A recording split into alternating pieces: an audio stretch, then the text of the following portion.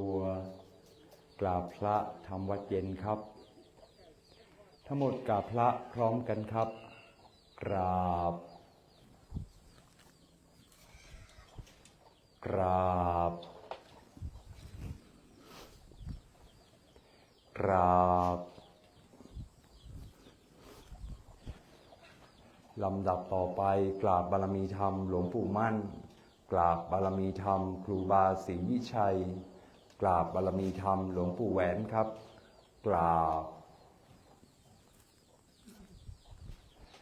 บบารมีธรรมครูบาอาจารย์ครับ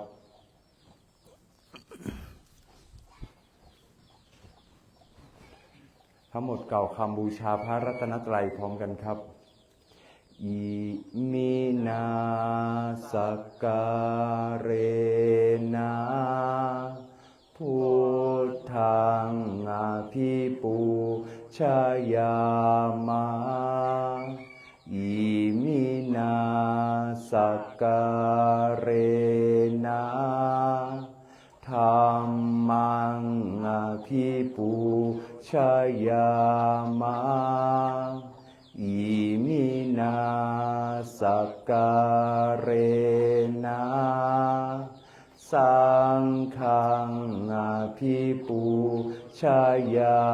มะอะระหังสัมมาสัมพุทโธภควาพุทธังภควันตังอภิวา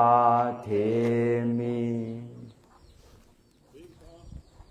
สวากขาโตภควตาธัมโมธัมมังนามัสสามิสุปฏิปันโนภควโตสาวกสังโฆสังฆังนามามิ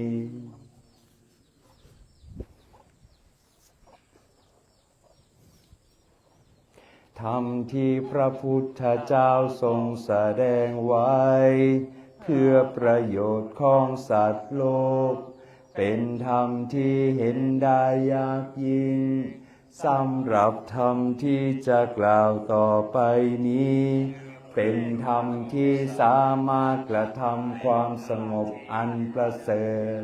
และสามารถประทานซึ่งสมบัติทั้งปวง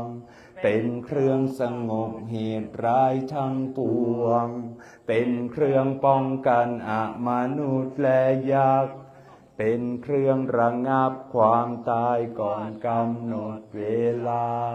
เป็นเครื่องขจัดความเศร้าโศกและโรคเป็นเครื่องยามยีกำลังของข้าศึกเป็นเครื่องจำเริญชัยชนะแด่พระราชาเป็นเครื่องนำสิ่งที่ไม่น่าปรารถนาทั้งปวงออกไป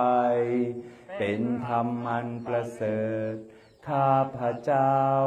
จักแสดงคุณธรรมเช่นนั้นตามสภาพที่เป็นจริงหน้าที่ใดมีผู้กล่าววาจาสรรเสริญพระคุณอันประเสริฐของพระรัตนตรัยด้วยจิตที่เลื่อมใสหน้าที่นั้นความสุขความสบายและความสวัสดีย่อมมีแก่ผู้นั้นตลอดกาลทุกเมื่อหันธรรมยังพุทธสสะภะคะวะโตปุพพะภาคะนะมะการังกะโรมาเซนะโมตัสสะภะคะวะโตอะระหะโตสัมมาสัมพุทธัสสะนะโมตัสสะภะคะวะโตอะระหะโตสัมมาสัมพุทธัสสะนะโมตัสสะภะคะวะโตอะระหะโตสัมมาสัมพุทธัสสะ พุทธังสารนังคาชามิธัมมังสารนังคาชามิสังฆังสารนังคาชามิทุติยัมปิพุทธังสารนังคาชามิทุติยัมปิธัมมังสารนังคาชามิทุติยัมปิสังฆังสารนังคาชามิตา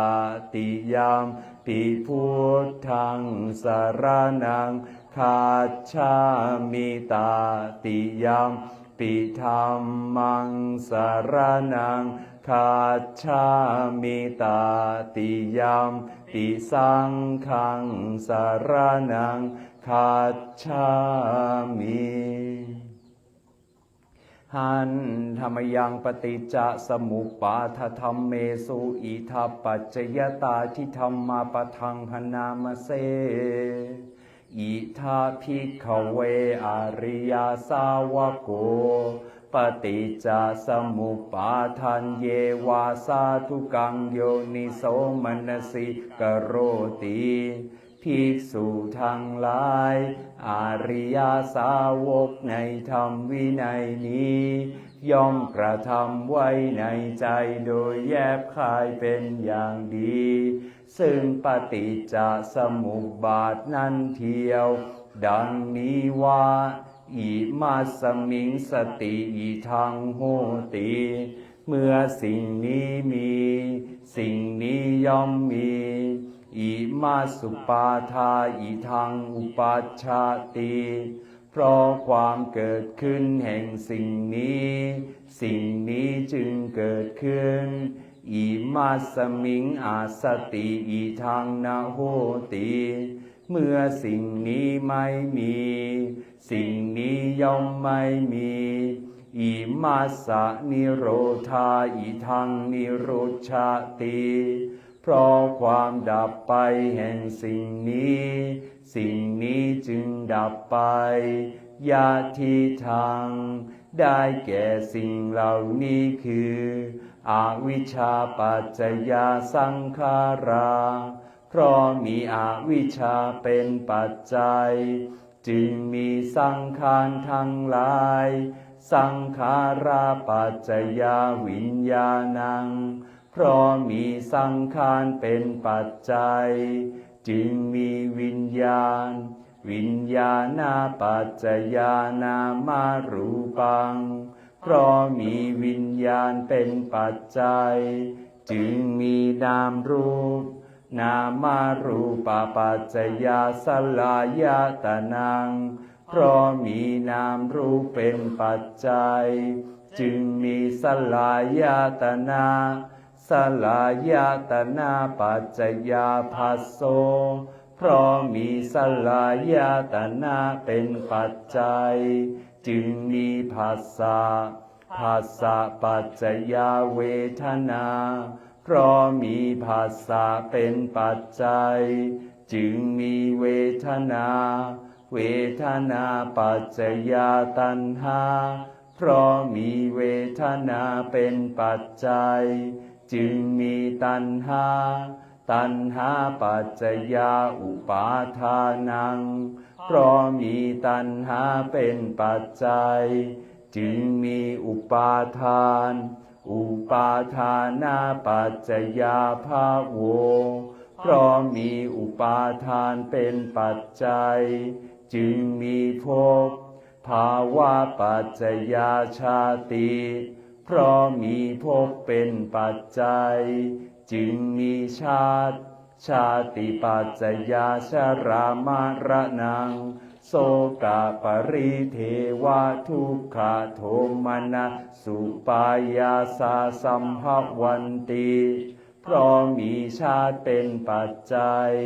ชารามรณะโสกปริเทวทุกขโทมนัสอุปายาสาทั้งหลาย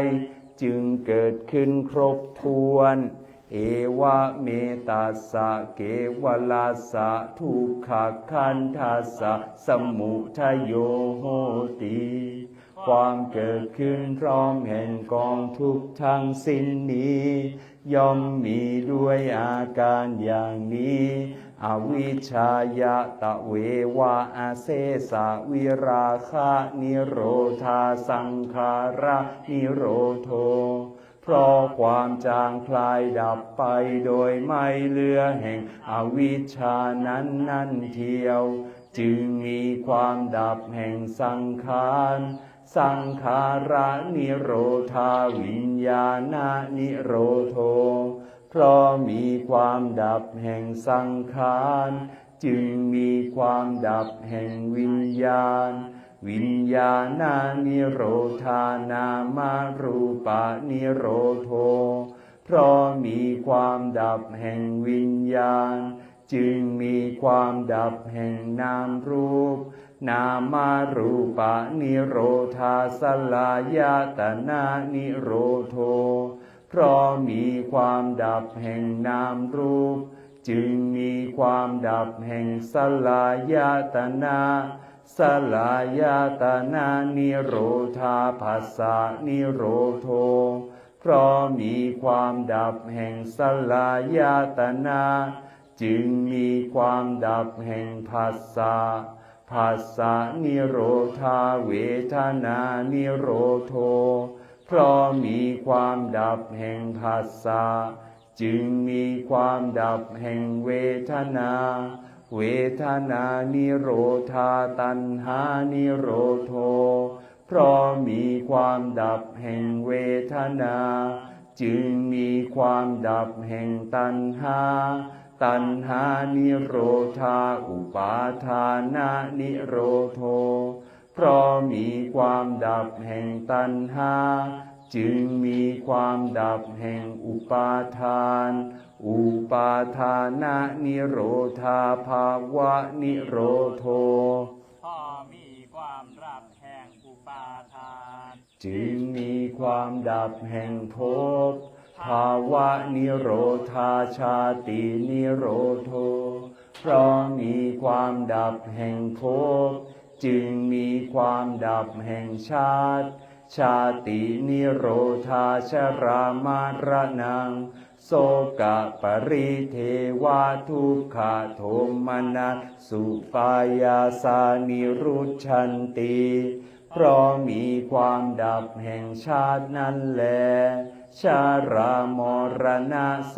กะปริเทวะทุกขโทมนัสอุปายาสาทั้งหลายจึงดับสิ้นเอวะเมตัสสะเกวลัสสะทุกขขันธัสสะนิโรโธโหติความดับลงแห่งกองทุกข์ทั้งสิ้นนี้ย่อมมีด้วยอาการอย่างนี้ดังนี้เปิดหนังสือหน้า12ครับหันธรรมยังธรรมจักกับปวัตนาสุตตะปะทังพนามเสข้าพระเจ้าพระอานนทเถระได้สดับมาแล้วอย่างนี้ว่าสมัยหนึ่งพระผู้มีพระภาคเจ้าเสด็จประทับอยู่ณป่าอิสิปตนมฤคทายวันเขตพระนครพาราณสีลำดับนั้นพระผู้มีพระภาครับสั่งเรียกพระปัญจวัคคีย์มาตรัสว่าดูก่อนภิกษุทั้งหลายที่สุดแห่งการกระทำสองอย่างนี้มีอยู่เป็นสิ่งที่บรรพชิตไม่ควรข้องแวะเลยนี่คือการประกอบตนให้พัวพันอยู่ด้วยความใคร่ในกามทั้งหลายเป็นธรรมอันเลวเป็นของชาวบ้านเป็นของคนชั้นปุถุชนไม่ใช่ข้อปฏิบัติของพระอริยเจ้าไม่ประกอบด้วยประโยชน์เลยนี่อย่างหนึ่งอีกอย่างหนึ่ง คือการประกอบการทรมานตนให้ลำบากเป็นสิ่งนำมาซึ่งทุกข์ไม่ใช่ข้อปฏิบัติของพระอริยเจ้าไม่ประกอบด้วยประโยชน์เลยดูก่อนภิกษุทั้งหลายข้อปฏิบัติเป็นทางสายกลางไม่เข้าไปหาส่วนสุดแห่งการกระทำสองอย่างนั้นมีอยู่เป็นข้อปฏิบัติที่ตถาคตได้ตรัสรู้พร้อมเฉพาะแล้วเป็นเครื่องกระทำให้เกิดจักษุเป็นเครื่องกระทำให้เกิดญาณย่อมเป็นไปเพื่อความสงบเพื่อความรู้ยิ่งเพื่อความรู้พร้อมเพื่อนิพพานดูก่อนภิกษุทั้งหลายข้อปฏิบัติอันเป็นทางสายกลางนั้นเป็นอย่างไรเล่าเป็นข้อปฏิบัติที่ตถาคตได้ตรัสรู้พร้อมเฉพาะแล้วเป็นเครื่องกระทำให้เกิดจักษุเป็นเครื่องกระทำให้เกิดญาณ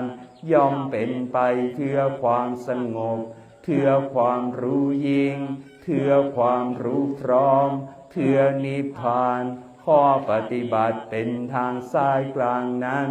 คือข้อปฏิบัติเป็นหนทางอันประเสริฐประกอบด้วยองค์8ประการนี้เองได้แก่สิ่งเหล่านี้คือความเห็นชอบความดำริชอบการพูดจาชอบการกระทำชอบการเลี้ยงชีวิตชอบความภาคเพียรชอบความระลึกชอบความตั้งใจมั่นชอบดูก่อนภิกษุทั้งหลายนี่แลข้อปฏิบัติอันเป็นทางสายกลางเป็นข้อปฏิบัติที่ตถาคตได้ตรัสรู้พร้อมเฉพาะแล้วเป็นเครื่องกระทำให้เกิดจักษุเป็นเครื่องกระทำให้เกิดญาณย่อมเป็นไปเพื่อความสงบเพื่อความรู้ยิ่งเพื่อความรู้พร้อมเพื่อนิพพานดูก่อนภิกษุทั้งหลายก็อริยสัจคือทุกข์นี้มีอยู่คือแม้ความเกิดก็เป็นทุกข์แม้ความแก่ก็เป็นทุกข์แม้ความตายก็เป็นทุกข์แม้ความโศกความร่ำไรรำพันความไม่สบายกายความไม่สบายใจความคับแค้นใจก็เป็นทุกข์ความประสบกับสิ่งไม่เป็นที่รักที่พอใจก็เป็นทุกข์ความพลาดพลาดจากสิ่งที่เป็นที่รักที่พอใจก็เป็นทุกข์มีความปรารถนาสิ่งใดไม่ได้สิ่งนั้นก็เป็นทุกข์ว่าโดยย่ออุปาทานขันธ์ทั้งห้าเป็นตัวทุกข์ดูก่อนภิกษุทั้งหลายก็อริยสัจคือเหตุให้เกิดทุกข์นี้มีอยู่นี่คือตัณหาอันเป็นเครื่องทำให้เกิดอีกอันประกอบอยู่ด้วยความกำหนัดด้วยอำนาจความเพลิดเพลินเป็นเครื่องทำให้เพลิดเพลินอย่างยิ่งในอารมณ์นั้นๆได้แก่ตัณหาคือตัณหาในกามตัณหาในความมีความเป็นตัณหาในความไม่มีไม่เป็นดูก่อนภิกษุทั้งหลายก็อริยสัจคือความดับไม่เหลือแห่งทุกข์นี้มีอยู่นี่คือความดับสนิทเพราะจางไปไม่เหลือของตัณหานั้นนั่นเองเป็นความสละทิ้งเป็นความสลัดคืนเป็นความปล่อยเป็นความทำให้ไม่มีที่อาศัยซึ่งตัณหานั้นดูก่อนภิกษุทั้งหลายก็อริยสัจคือข้อปฏิบัติที่ทำให้สัตว์รู้ถึงความดับไม่เหลือแห่งทุกข์นี้มีอยู่นี่คือข้อปฏิบัติเป็นหนทางอันประเสริฐประกอบด้วยองค์8ประการได้แก่สิ่งเหล่านี้คือความเห็นชอบความดำริชอบการพูดจาชอบการกระทำชอบ การเลี้ยงชีวิตชอบ ความภาคเพียรชอบ ความระลึกชอบ ความตั้งใจมั่นชอบ ดูก่อนภิกษุทั้งหลายจักษุเกิดขึ้นแล้วแก่เราญาณเกิดขึ้นแล้วแก่เราปัญญาเกิดขึ้นแล้วแก่เราวิชาเกิดขึ้นแล้วแก่เราแสงสว่างเกิดขึ้นแล้วแก่เราในธรรมที่เราไม่เคยฟังมาแต่ก่อนว่าก็อริยสัจคือทุกข์เป็นอย่างนี้อย่างนี้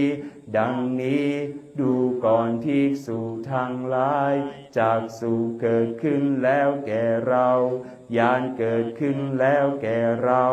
ปัญญาเกิดขึ้นแล้วแก่เราวิชาเกิดขึ้นแล้วแก่เราแสงสว่างเกิดขึ้นแล้วแก่เรา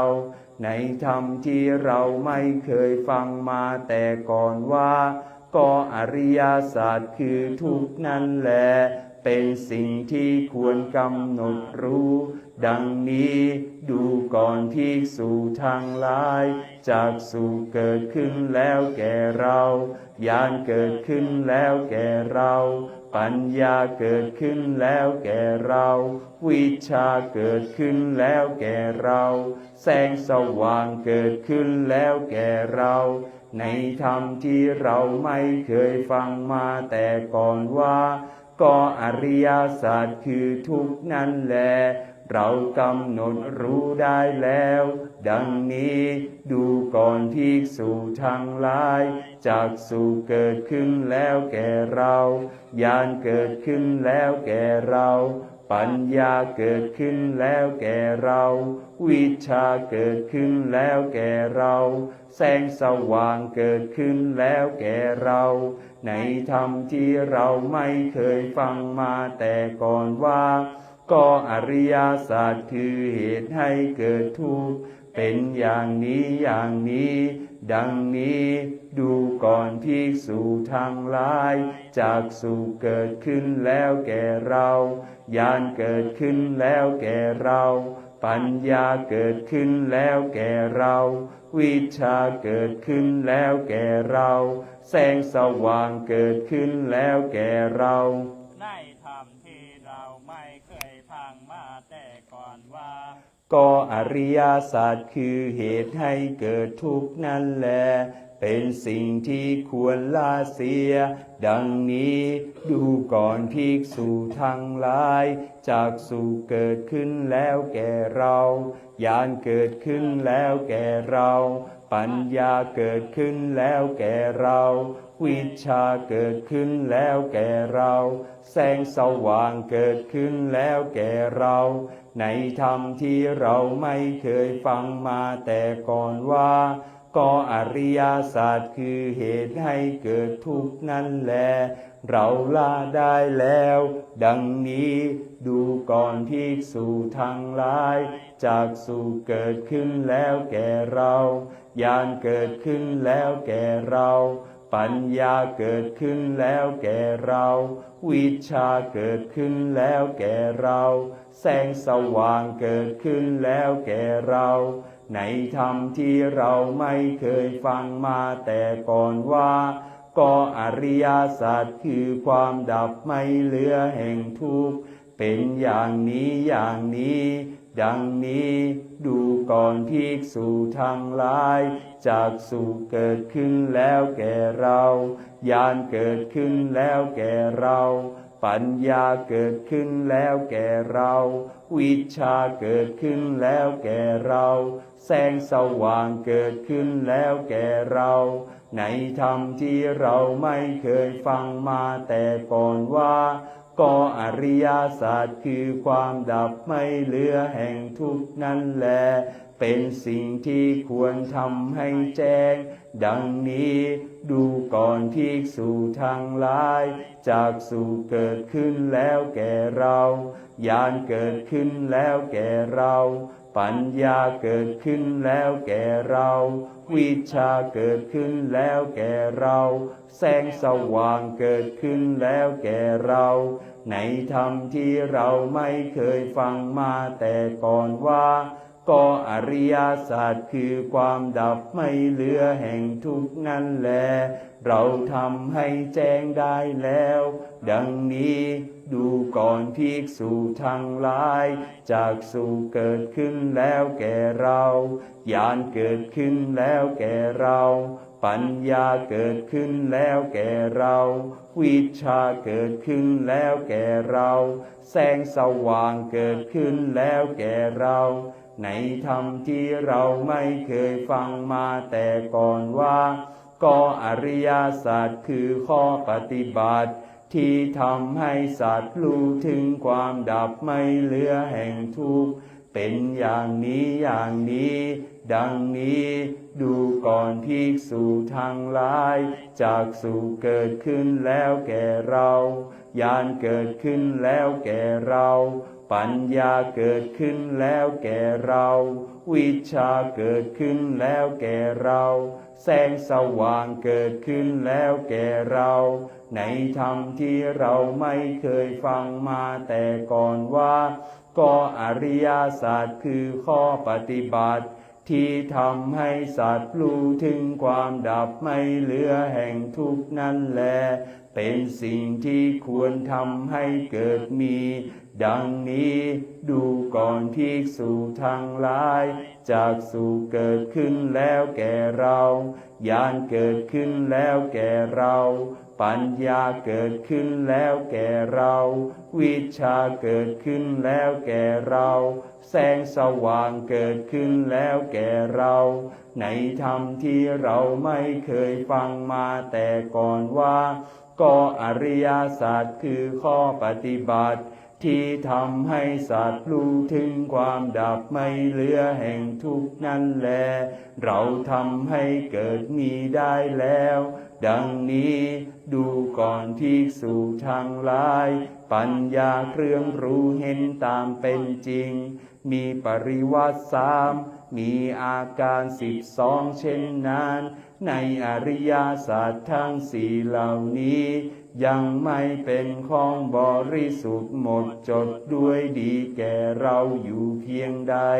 ดูก่อนภิกษุทั้งหลายตลอดการเพียรนั้นเรายังไม่ปฏิญญาว่าได้ตรัสรู้พร้อมเฉพาะแล้ว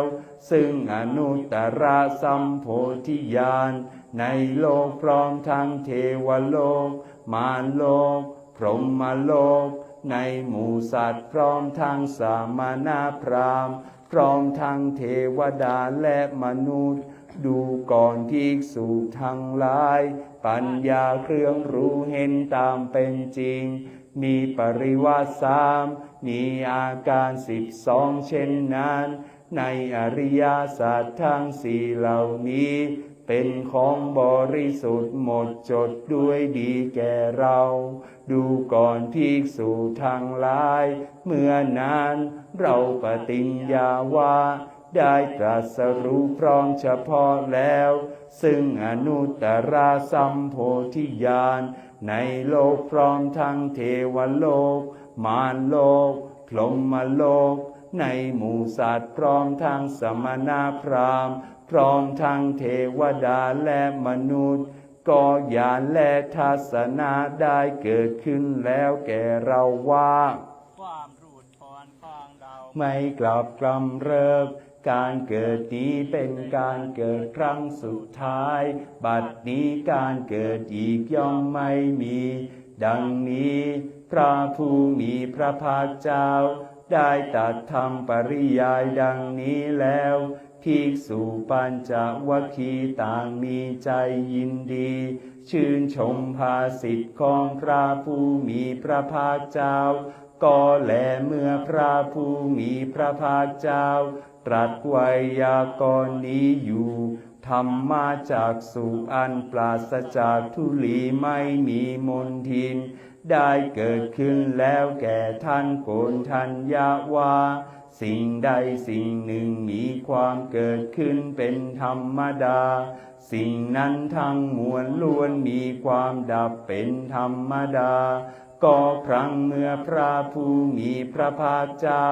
ทรงประกาศธรรมจักให้เป็นไปแล้วเหล่าภูมิเทวดาได้ส่งเสียงบรรลือขึ้นว่า